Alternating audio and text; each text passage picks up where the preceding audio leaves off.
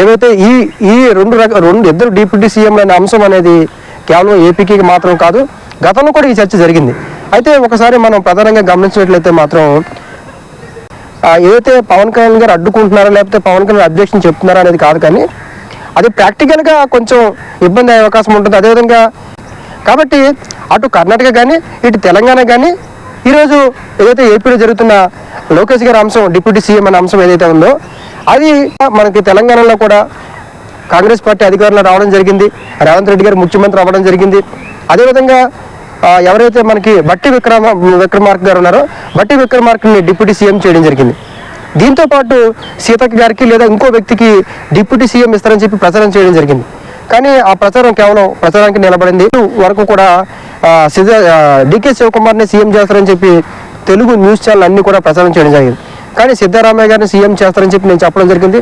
అదే రకంగా సిద్ధరామయ్య గారిని సీఎం చేయడం జరిగింది. అయితే డికే శివకుమార్ గారికి డిప్యూటీ సీఎం ఇవ్వడం జరిగింది. డికే శివకుమార్ గారితో పాటు ఇంకో వ్యక్తిని కూడా డిప్యూటీ సీఎం చేయాలని చెప్పి సిద్ధరామయ్య గారు ప్రయత్నం చేయడం జరిగింది. అయితే దీనికి డికే శివకుమార్ గారు ఒప్పుకోలేదు. కాబట్టి ఇప్పుడు ప్రజెంట్ అందరికీ నమస్కారం, నేను మీ ఆడారి నాగరాజు.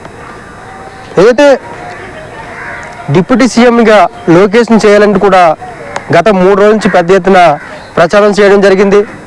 అదేవిధంగా జనసేన పార్టీ కార్యకర్తలు అదేవిధంగా తెలుగుదేశం కార్యకర్తల మధ్య సోషల్ మీడియాలో కొంతవరకు చర్చ కూడా జరగడం జరిగింది. అయితే నిజంగా లోకేష్ గారిని డిప్యూటీ సీఎం చేయడానికి ఏమైనా ఇబ్బందులు ఉన్నాయా, లేదా లోకేష్ గారిని డిప్యూటీ సీఎం చేయడం వల్ల పవన్ కళ్యాణ్ గారికి ఒక క్రేజ్ ఏమైనా ఇమేజ్ ఏమైనా తగ్గిపోయే అవకాశం ఉందా, లేదంటే పవన్ కళ్యాణ్ గారికి లోకేష్ గారికి డిప్యూటీ సీఎం ఇవ్వడం వల్ల పవన్ కళ్యాణ్ గారికి ఏమైనా ఇబ్బంది ఉందా? నిజంగా ఒక రాష్ట్రంలో ఒక ముఖ్యమంత్రి ఒక డిప్యూటీ సీఎంతో పాటు ఇద్దరు డిప్యూటీ సీఎంని పెట్టడం కరెక్టేనా? ఒకసారి మనం వాస్తవాల కోణంలోకి వెళ్ళినట్లయితే మాత్రం ఇలాంటి ఏవైతే ఈ రెండు ఇద్దరు డిప్యూటీ సీఎంలు అనే అంశం అనేది కేవలం ఏపీకి మాత్రం కాదు, గతంలో కూడా ఈ చర్చ జరిగింది. అయితే ఒకసారి మనం ప్రధానంగా గమనించినట్లయితే మాత్రం ఏదైతే మనకి కర్ణాటకలో కాంగ్రెస్ పార్టీ అధికారంలో రావడం జరిగింది. డికే శివకుమార్ గారు మొదటి నుంచి కూడా కాంగ్రెస్ పార్టీకి బలంగా నిలబడడం జరిగింది. అదేవిధంగా కర్ణాటకలో కాంగ్రెస్ పార్టీకి ఆర్థికంగా కానీ లేకపోతే అన్ని రకాలుగాను డికే శివకుమార్ సహాయం చేస్తూ పార్టీని బలోపేతం చేయడం జరిగింది. వ్యక్తిగతంగా కూడా డికే శివకుమార్ చాలా ఇబ్బంది పడడం జరిగింది. అయితే కాంగ్రెస్ పార్టీ అధికారంలోకి వచ్చిన తర్వాత ఎవరైతే మనకి సీఎం సిద్ధరామయ్య గారిని సీఎం చేయడం జరిగింది. అయితే సిద్ధరామయ్య గారిని కాకుండా డికే శివకుమార్ గారిని చేస్తారని చెప్పి అన్ని ఛానళ్ళు ఆ రోజు ఒక 3 రోజుల వరకు కూడా డికే శివకుమార్ని సీఎం చేస్తారని చెప్పి తెలుగు న్యూస్ ఛానల్ అన్ని కూడా ప్రచారం చేయడం జరిగింది. కానీ సిద్ధరామయ్య గారిని సీఎం చేస్తారని చెప్పి నేను చెప్పడం జరిగింది. అదే రకంగా సిద్ధరామయ్య గారిని సీఎం చేయడం జరిగింది. అయితే డికే శివకుమార్ గారికి డిప్యూటీ సీఎం ఇవ్వడం జరిగింది. డికే శివకుమార్ గారితో పాటు ఇంకో వ్యక్తిని కూడా డిప్యూటీ సీఎం చేయాలని చెప్పి సిద్ధరామయ్య గారు ప్రయత్నం చేయడం జరిగింది. అయితే దీనికి డికే శివకుమార్ గారు ఒప్పుకోలేదు. కాబట్టి ఇప్పుడు ప్రజెంట్ డిప్యూటీ సీఎంగా డికే శివకుమార్ గారు మాత్రమే కర్ణాటకలో ఉన్నారు. అదేవిధంగా మనకి తెలంగాణలో కూడా కాంగ్రెస్ పార్టీ అధికారంలో రావడం జరిగింది, రేవంత్ రెడ్డి గారు ముఖ్యమంత్రి అవ్వడం జరిగింది. అదేవిధంగా ఎవరైతే మనకి బట్టి విక్రమార్క గారు ఉన్నారో బట్టి విక్రమార్కని డిప్యూటీ సీఎం చేయడం జరిగింది. దీంతో పాటు సీతక్క గారికి లేదా ఇంకో వ్యక్తికి డిప్యూటీ సీఎం ఇస్తారని చెప్పి ప్రచారం చేయడం జరిగింది. కానీ ఆ ప్రచారం కేవలం ప్రచారానికి నిలబడింది. ఎందుకంటే ఇంకో డిప్యూటీ సీఎం ఇస్తే బట్టి విక్రమార్క గారు ఎంతో ఒప్పుకునే అవకాశాలు లేవని విషయం తెలిసి ఇంకో వ్యక్తికి డిప్యూటీ సీఎం ఇవ్వలేదు.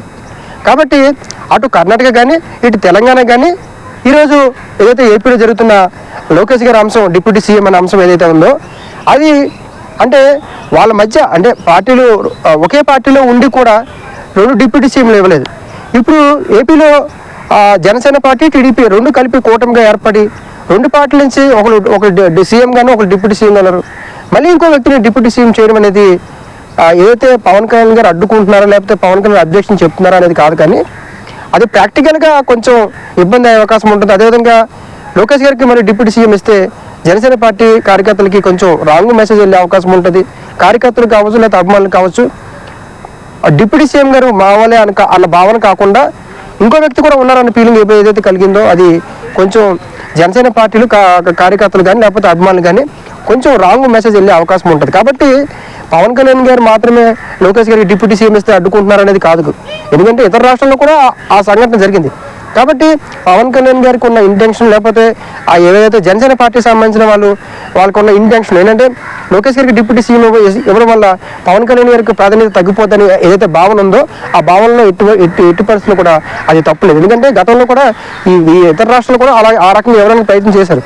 కానీ అక్కడ ఉన్న డిప్యూటీ సీఎం ఒప్పుకోకపోవడంతో ఆ యొక్క ప్రతిపాదన అనేది ఆపుకోవడం జరిగింది. కాబట్టి పవన్ కళ్యాణ్ గారు ఏదైతే లోకేష్ గారికి డిప్యూటీ సీఎం ఇవ్వడం వల్ల జనసేన పార్టీకి కానీ కేడర్ కానీ రాంగ్ మెసేజ్ వెళ్తుందని ఆయన భావించడం, అదేవిధంగా ఇంకో లోకేష్ గారికి డిప్యూటీ సీఎం వల్ల ఇవ్వడం వల్ల పవన్ కళ్యాణ్ ప్రాధాన్యత తగ్గిపోద్దని అని జనసేన పార్టీ నాయకులు అనుకోవడంలో కూడా ఎటువంటి తప్పు లేదు. కాబట్టి డిప్యూటీ సీఎం అనే ఏదైతే లోకేష్ గారికి ఇస్తారో అంటే జనసేన కార్యకర్తలు కానీ లేకపోతే మిగతా వాళ్ళు లేదా జనసేన పార్టీలో కొంతమంది కీలకమైన నేతలు ఎందుకు స్పందించారంటే దీని వెనకాల ఇంత కారణం ఉంది.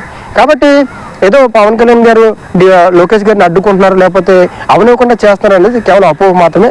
దీని వెనక ప్రాక్టికల్గా చూస్తే మాత్రం వాస్తవం ఇటువైపు కూడా ఒక కోణం ఉంది. కాబట్టి గతంలో మిగతా ప్రభుత్వాలు కూడా అలాంటి ప్రయత్నం చేసే అది అవ్వలేదు.